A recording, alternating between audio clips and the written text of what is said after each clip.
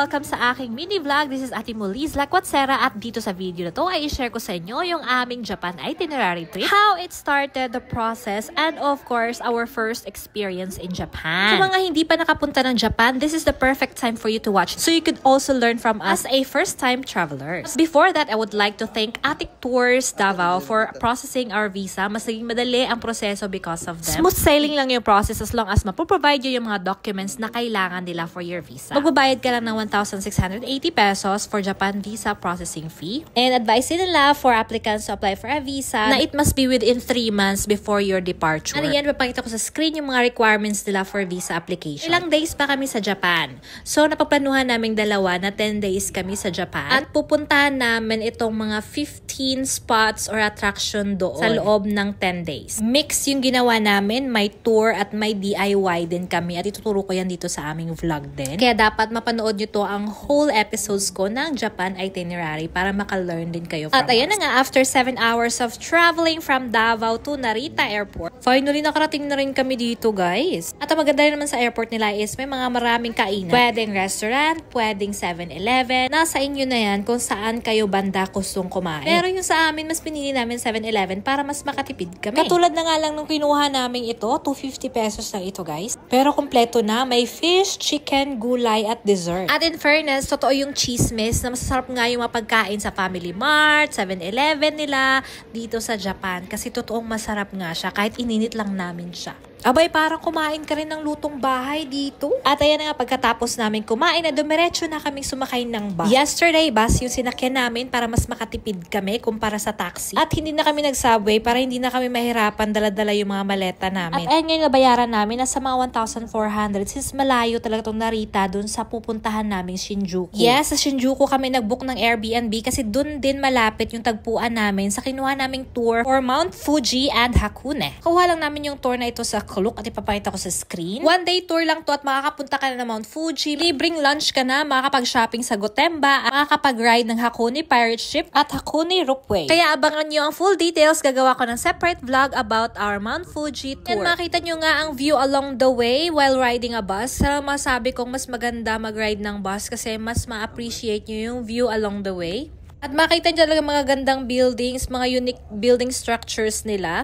Sobrang may enjoy nyo yung bus trip nyo, promise. At ayan na nga, after 1 hour and 45 minutes ay nakarating na nga kami sa Shinjuku City. Sa totoo lang, marami ding pasyalan dito sa Shinjuku City at kilala itong vibrant and bustling district dito sa Tokyo. At dahil malapit lang yung Airbnb namin dito, lakad na lang din kami at along the way, may nakita kaming mga gulayan. Meron ding Lawson kaya pumunta na kami pumasok para makita yung mga pagkain nila. At Diyos ko dahil, masarap din yung mga pagkain nila dito. At yung maganda kasi sobrang lapit lang din nito sa aming tinitirehang Airbnb, o diba? At eto na nga yung itsura ng aming BNB, guys. As you can see, very simple lang siya. Tira kami dito for 3 days only since pupunta rin kami ng Osaka and Kyoto at ibang Airbnb naman yung titirahan namin doon. Totoo lang talaga makakasave po kayo kung mag-Airbnb kayo compare sa mga hotels. Sobrang mahal ng per night ng mga hotels dito. Yung disadvantage nga lang ng ibang Airbnb is self-check-in. Though may mga guide naman sila kung paano pumasok, may binibigay naman silang code. Kung ikaw itong tamad talaga na ayaw mo na gumagawa pa ng mga ganyan-ganyan is talagang disadvantage siya. Pero sa amin is okay lang naman kasi guest naman din namin at easy lang din naman siyang gawin. So ayan, pinasok na rin namin yung 7-Eleven na malapit sa amin. And in fairness, masasarap din yung mga pagkain nila dito. May ATM din sila dito na para makapag-withdraw ka kung maubusan ka ng yen. Dahil nakapag-decide kami i-try yung mga pagkain nila dito at hindi muna kami mag 7-Eleven kasi nag-feeling kami since first day naman. Kaya naghanap kami ng kainan dito sa Shinjuku. And in fairness, natuwa kami, no? Kasi marami din namang kainan dito na nakahilera. Kaya kami na nga rin na nalito, no? Kung saan kami kakain or kung ano yung kakainin namin. Kaya pala talaga vibrant kasi tabing pailaw dito sa Shinjuku, guys. At nakakita na kami ng kainan.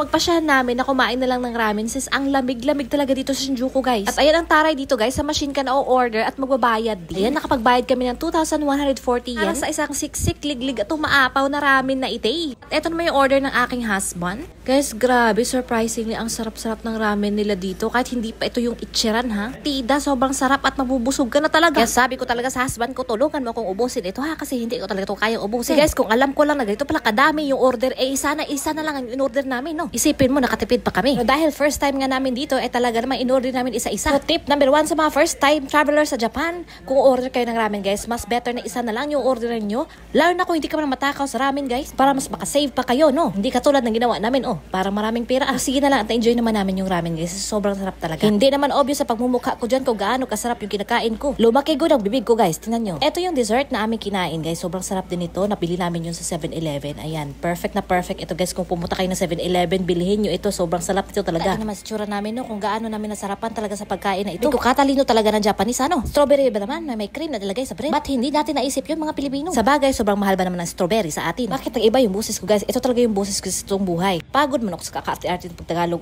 Guys, makita nyo dyan ang ganda ng Shinjuku kung gabi. Pero ito, guys, narinig ko lang din sa mga kwento nila dito na marami din ang burikat dito. At yung mga burikat daw dito, guys, sobrang gaganda. Ako kakaiba, pero pwede pala magburikat na lang din ako dito. Talaga dito, guys, may enjoy ka. Marami talagang pasyalan dito. Kaya habang naglalakbay kami, guys, ay nakita namin ito store na ito. Nagbebenta pala sila ng mga luxury items sa mga second hand. Ay talaga nag-heart yung mata ko, guys, kahit hindi ko siya afford. Imagine mo, mga price niyan is 150,000, mga ganun. At mabibili mo na ng 60,000. Grabe talaga kamura, guys. Mga Sianel pa sila dito, guys. Ang gaganda ng mga Sianel na bag. Sus, Mariosep, kung afford ko lang ito, guys, bibili talaga ako ng marami, kasi tagsa-tagsa tayo, guys. Itong mga maliliit na bag, matutuwa talaga yung nanay ko dito at lalagyan lang yan ng mga ipikasin. Ayan, meron din siyang mga jewelry, guys.